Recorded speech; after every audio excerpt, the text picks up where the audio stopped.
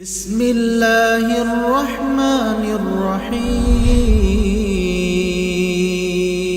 السلام علیکم ورحمۃ اللہ وبرکاتہ۔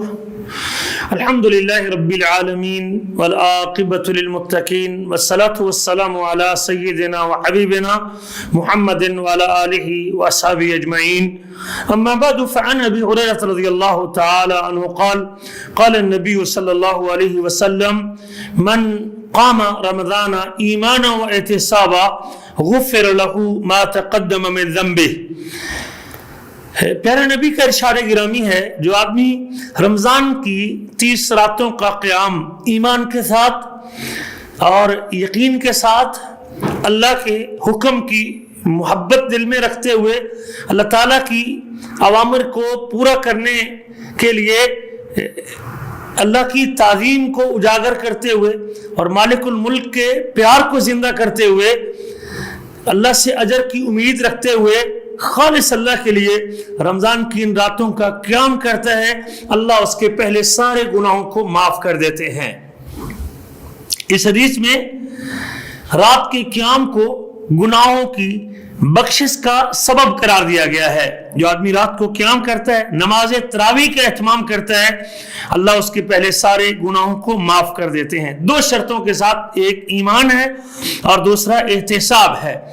اپنے اللہ کے وعدے کو سچا سمجھتے ہوئے اور اپنے اللہ کے وعدے کی تصدیق کرتے ہوئے اور اس قیام کی فضیلت کو ذہن میں رکھتے ہوئے اور اللہ تعالیٰ سے عظیم اجر پانے کی امید کے ساتھ کھڑا ہونا، یہ ایمان ہے۔ اور اللہ تعالیٰ سے ثواب کی نیت رکھتے ہوئے، کوئی ریاکاری نہ ہو، دکھاوا نہ ہو، لوگوں کے ہاں شہرت مقصود نہ ہو اور اپنا نام اور نمود مقصود نہ ہو، تو یقیناً یہ احتساب ہے۔ حضرت ابو ہریرہ فرماتے ہیں کہ اللہ کے رسول صلی اللہ علیہ وسلم رمضان کے قیام کی ترغیب دلاتے تھے، سختی سے حکم نہیں دیتے تھے بلکہ قیام کی ترغیب دلاتے تھے اور فرماتے تھے کہ جو بھی رمضان کا ایمان اور احتساب کے ساتھ قیام کرے گا، اللہ اس کے پہلے گناہوں کو معاف کر دے گا۔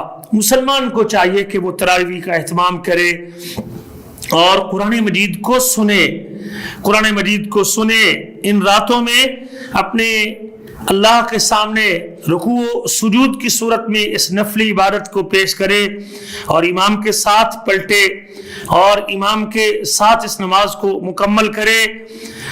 یاد رکھیں کہ تراویح کی نماز نفل نماز ہے اور پھر رمضان کے دنوں میں اس کی عظمت اور زیادہ بڑھ جاتی ہے۔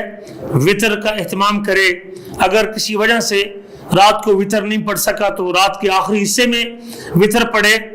رات کو اگر امام کے ساتھ وتر پڑھ لیے ہیں تو پھر بعد میں دوبارہ وتر پڑھنے کی ضرورت نہیں ہے۔ رات کو اس کے بعد بھی اس کا جی چاہتا ہے نفل نماز پڑھنے کے لیے تو ویسے پڑھ لے، لیکن وتر کا اعادہ نہ کرے۔ وتر کی نماز کے بعد یہ دعا پڑھے، سبحان الملک القدوس 3 مرتبہ، سبحان الملک القدوس، سبحان الملک القدوس۔ یہ اللہ کے نبی صلی اللہ علیہ وسلم سے وارد ہے اور پیارے نبی سے ثابت ہے۔ اللہ تعالیٰ ہمارے دلوں کو خواب غفلت سے بیدار کر دے اور اللہ تعالیٰ ہمیں آخرت کی تیاری کی توفیق نصیب فرما دے، اور اللہ ہمارے دلوں کو ایمان پر ثابت رکھے۔ اللہ ہمیں نیک عمل کرنے کی توفیق نصیب فرمائے۔ اللہ ہمیں بھی اور ہمارے والدین کو معاف فرما دے۔